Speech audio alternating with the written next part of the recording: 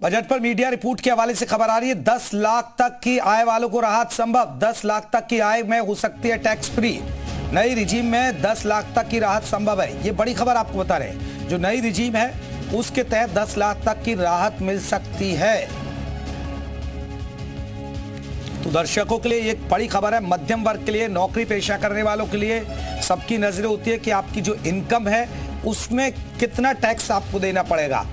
और उम्मीद लगा रहे हैं कि जो नई रिजीम है, नई रिजीम के तहत 10 लाख तक की राहत हो सकती है। तो देखिए, 10 बड़ी उम्मीदें। किसान क्रेडिट कार्ड की उम्मीद, मोबाइल सस्ते हो सकते हैं, ये उम्मीद लगाई जा रही है क्योंकि स्मार्टफोन, लोगों को पेट्रोल डीजल सस्ता हो सकता है। कहीं अगर एक्साइज ड्यूटी घटा दी जाती है तो इलेक्ट्रॉनिक्स से जुड़े पार्ट सस्ते हो सकते हैं, ये उम्मीद है। एक्साइज ड्यूटी में कटौती हो सकती है। हाउसिंग स्कीम में बदलाव हो सकता है। छोटी बजट योजना में बदलाव हो सकता है। इनकम टैक्स में राहत हो सकती है। क्या कोई नए कर तो नहीं लगाएगी सरकार, यह भी देखना होगा। लागू हो सकता है नया रिजीम, और नए रिजीम में आपको बता दें 10 लाख रुपए तक की टैक्स फ्री।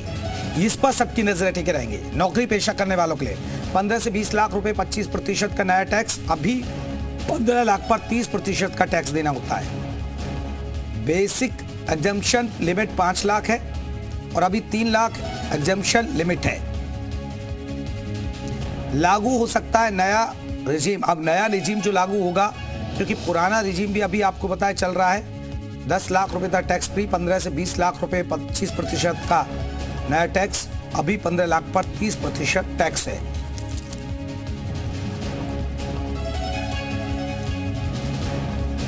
आम बजट को लेकर युवाओं में काफी उम्मीद है। उत्तराखंड के युवाओं का क्या कुछ कहना है? शिक्षा, स्वास्थ्य और रोजगार के क्षेत्र में बेहतर बजट आना चाहिए ताकि उन्हें रोजगार मिल सके। राजधानी देहरादून से नई ट्रेन का संचालन होना चाहिए और बुनियादी विकास पर फोकस होना चाहिए।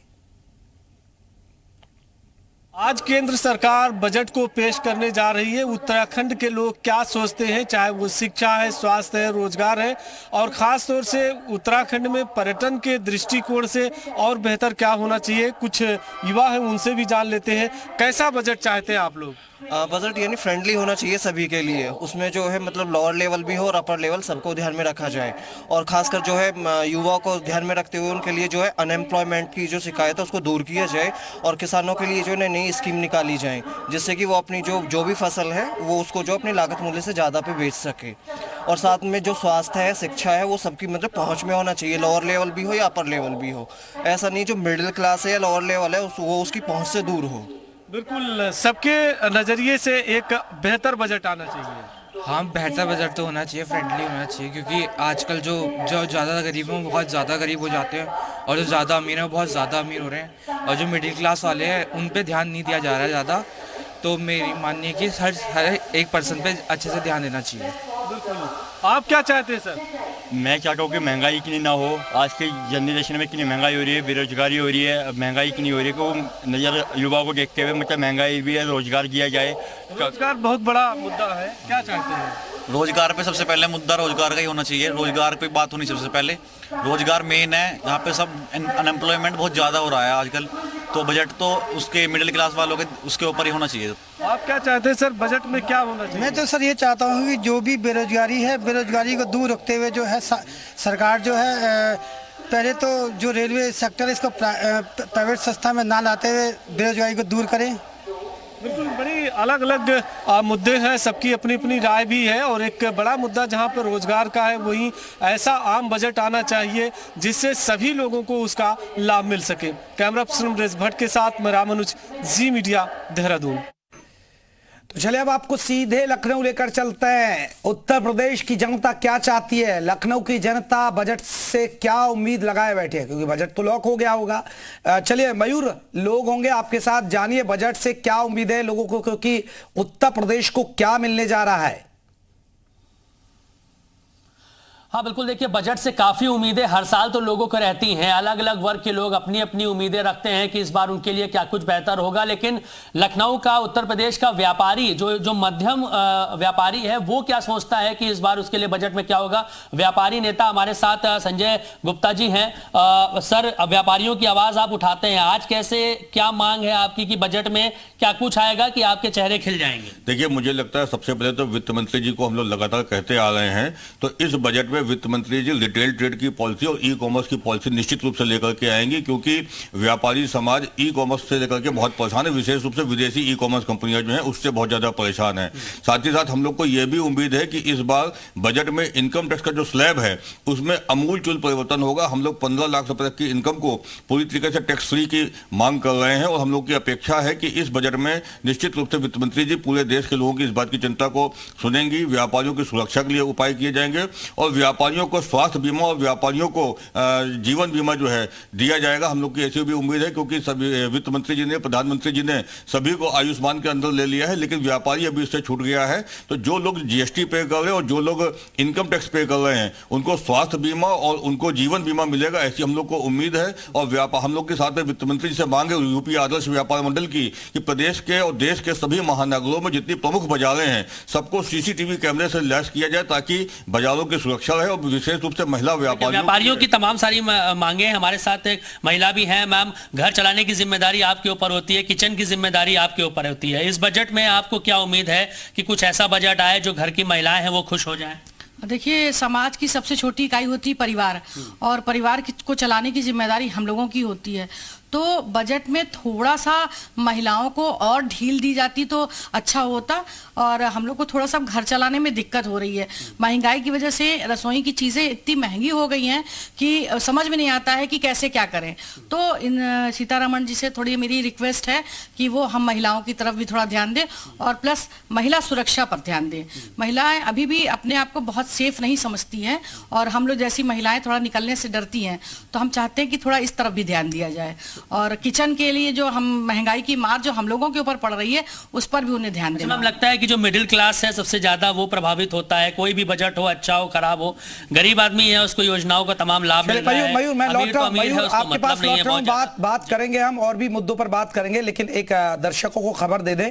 बजट पर मीडिया रिपोर्ट के हवाले से एक खबर है कि घट सकते हैं पेट्रोल डीजल के दाम, एक्साइज ड्यूटी में हो सकती है कटौती। सबकी नजर है, क्योंकि देखिए पेट्रोल डीजल की जो कीमतें हैं वो 100 के आसपास खड़ी हुई हैं। ऐसे में एक्साइज ड्यूटी में हो सकती है कटौती। ये बड़ी खबर है। बजट पर मीडिया रिपोर्ट के हवाले से खबर, घट सकते हैं पेट्रोल डीजल के दाम। सबकी नजरें, क्या राहत मिलेगी आम लोगों के लिए? जो बाइक चलाता है, जो कार चलाता है, उसके लिए तो यही बड़ी राहत होगी भाई, पेट्रोल और डीजल में कटौती हो जाए। किसानों को फायदा होगा अगर डीजल में कटौती होती है, क्योंकि वो खेती करते हैं, ट्रैक्टर का इस्तेमाल करते हैं और सिंचाई करते तो डीजल का इस्तेमाल करते हैं। तो ऐसे में राहत की उम्मीद लगाई जा रही है।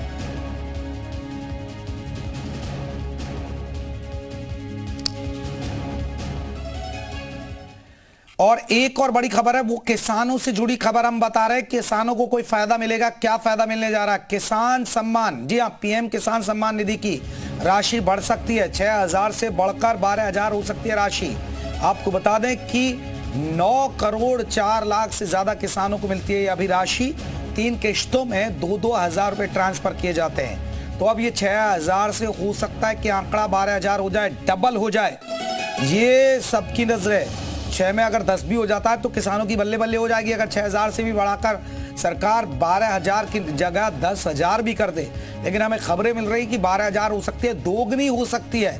अगर दोगुनी हो गई तो किसानों की तो और बल्ले बल्ले हो जाएगी। लेकिन 6 से भी अगर सरकार 10,000 भी करती है तो किसानों के इसमें बल्ले बल्ले हो जाएगी और किसानों को बड़ा फायदा मिलेगा। अंकित मित्तल हमारे साथ मुजफ्फरनगर से जुड़ गए हैं। अंकित का रुख करेंगे। अंकित, क्योंकि ये गन्ना बेल्ट है, किसानों की बेल्ट है, और सबसे बड़ी बात है, खबरें ये मिल रही किसान सम्मान निधि बढ़ सकती है, डबल हो सकती है। जरा पूछिए मुजफ्फरनगर के किसान क्या चाहते हैं? जी बिल्कुल, जिस तरीके से सरकार बजट पेश करने जा रही है, हर वर्ग को इससे पूरी आस है। और कमेरा वर्ग जो किसान है, इन्हें बहुत ज्यादा आस है। ये कल ही मांग कर चुके हैं जी न्यूज के माध्यम से, जी मीडिया के माध्यम से, कि जो किसान निधि है वो बढ़नी चाहिए। किसान निधि इस सरकार इस बजट में बढ़ाने जा रही है। किस तरह की उम्मीदें हैं सरकार से, क्या लगता है क्या होगा? सरकार से बहुत सारी हमें उम्मीदें हैं, और सरकार किसानों के हित में धरातल पे जो लघु सीमांत किसान है उसे योजना का लाभ मिलना चाहिए। कल भी मैंने इसी बात को कहा था कि जो गवर्नमेंट की तरफ बजट पास किया जाता है, जब वो धरातल तक वो बजट भेजा जाता है, कहाँ क्या क्या करना है, उसमें जो माफिया गिरोह है, एक समूह बना है लोगों का, वे कृषि यंत्र के रूप में हो या कुछ भी हो, वे सब ऊपर से ऊपर ही हायर कर लेते हैं। कृषि मंत्री के साथ फोटो खिंचवाते हैं, वे योजना का पात्र के होते हैं। लघु सीमांत तक वो योजना नहीं पहुंच पाती। हमारी किसान से यही मांग है कि एक तो सम्मान निधि बढ़नी चाहिए। सम्मान निधि बढ़ा रहे, बहुत अच्छी बात है। किसान के गन्ने पर भी आज हमें ये नहीं पता, 3 महीने बीत चुके कि गन्ने का रेट क्या है। गन्ने का रेट ही नहीं पता हमें।